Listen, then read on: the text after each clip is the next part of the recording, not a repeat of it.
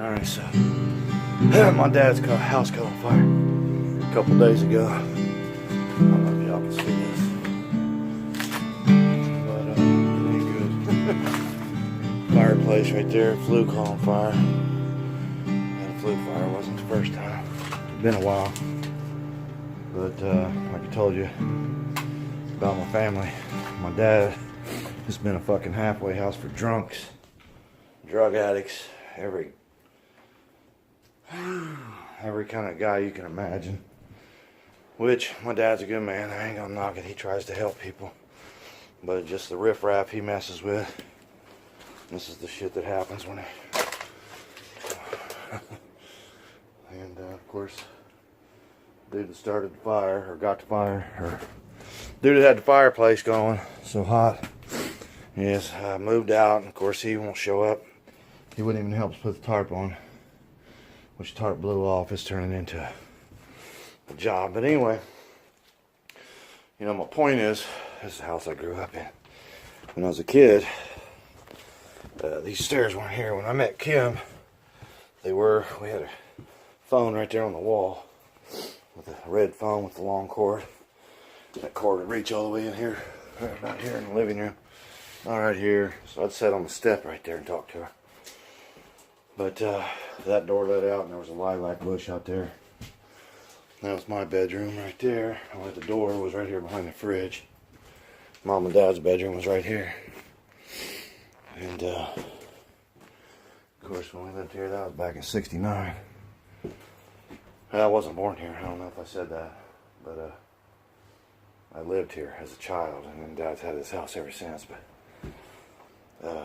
anyway, guess what I'm trying to get to, if this thing's even recording. Yeah, it looks like it is. I don't know if you can see me.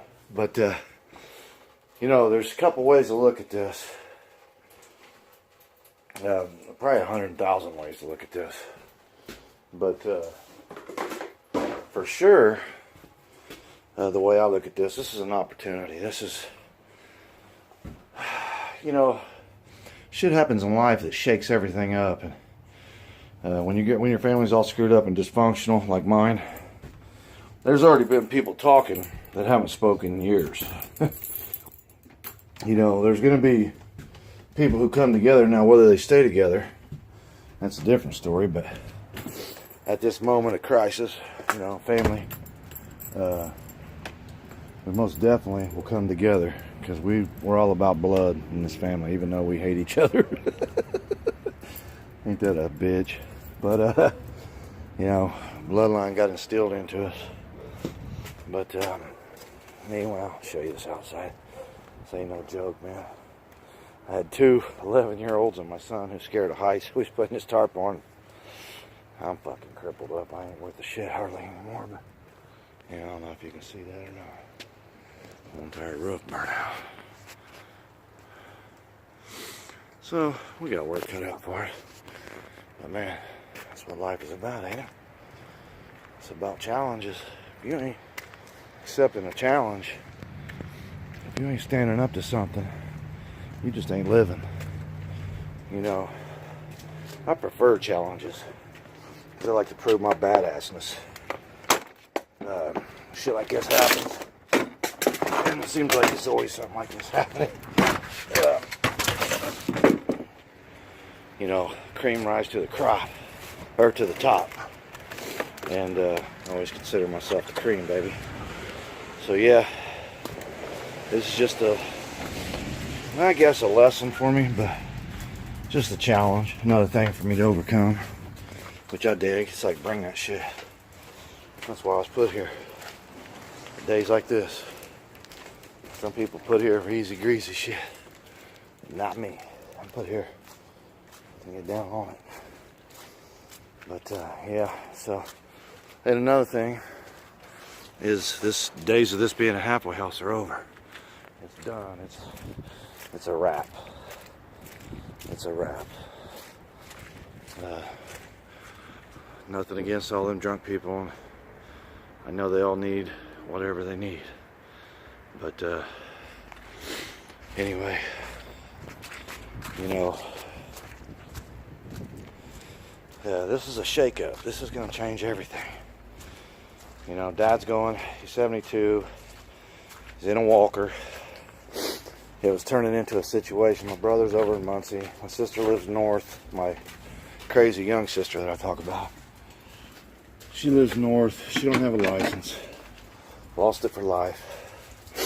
And my other sister, you know, she's around. She does come around. But anyway, my long story short is it was getting to be everybody's scared because he's, like I say, he's on a walker, 72 years old. He's got losers. This is the house my cousin got stabbed in. I talked about that in my tournament. I had that bass tournament here in October, and that was when I was talking about manifesting. You know, I really wanted him to quit drinking, and so in the morning before the tournament, he came to my house all drunk, whiskey drunk. It was like 8 in the morning, wanting to fight. He's a rowdy ex-Marine, bad whiskey drinker, violent history, past. Anyway, he wants to go do it, man. I don't get down like that no more. I went to prison about 30 years ago. You know, I don't have to go to prison twice. You know, I learned my lesson well. So, anyway, like I said about manifesting, man, he came and there was nothing more in the world I wished that he would just get straight and we could spend a day or two together normal, like we used to, having normal conversations about normal shit. Because he talks crazy shit now. And did I zoom in? I still zoomed in. God damn, I'm zoomed way in. Damn, it just sucks. Okay. So anyway, what's here? So I really wished, you know, I told her, man, I wished he would just quit drinking. Man, it wasn't but 2 or 3 hours later, he got stabbed 7 times. One of the punctures got his lung, and the other puncture got him in the heart. And they rushed him. They flew him to Methodist, which is a big hospital here in Indianapolis.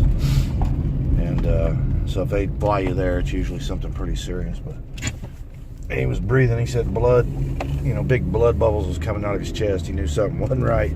Every time he'd exhale, big old like balloons of blood bubbles. But anyway, I ain't trying to get off onto that shit. My point is, Dad, and it was some crackhead bitch, meth head, whatever she was, that stabbed him. She was in there stealing shit, and he tried to run her out. She pulled a knife and stabbed him. But anyway, it's the kind of shit that's in there. My dad's 72 years old, and he used to be around her. I mean, he'd whoop somebody's ass. But he can't even barely stand up now. I mean, if you come up to him and he can get his feet planted, I'm sure he can put one on you. But, you know, he ain't whooping nobody anymore, and he definitely ain't chasing anybody down. So this is really something that needed to happen, and God, I don't want to say that I manifested this. It seems like, I don't know, man, it's like whenever I want something to happen, man, and it's for some certain things to happen, it takes something drastic for it to change, and that's where we're at, you know what I mean? So anyway, my point is, I'm just looking at this as the opportunity that it is. I'm looking at this as the big shakeup that, you know, it's going to cause. We're going to see who's who. One thing, you know, the people that supposedly his friends that he's been fucking taking care of. We'll see where they're at when this work time comes. We'll see. I know where they're going to be, you know, just like you know where they're going to be. Dad probably thinks they're going to be there. They won't be there. None of them showed up. They drove by. I watched several different low-life forms of life drive right by, man. Drive right by. If he's sitting out there having a beer, they'd come out and drink one of his beers. But by God, when he needs something, they're not going to be there. But anyway, that's, you know, it's over now. But I want to make this short video. I got a couple other videos I'm making, but I had to make this one. Just say that I love y'all.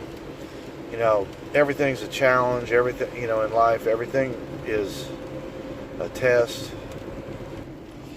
But anyway, I just wanted to make a little video about this, and I love you guys.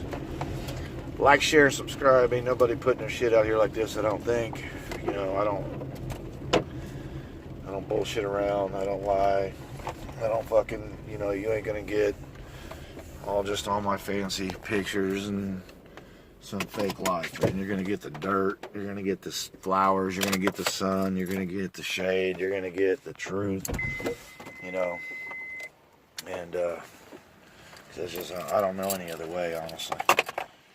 Like I've said before, it's one of my worst and my best qualities is my honesty. So anyway, I love all you guys. Peace.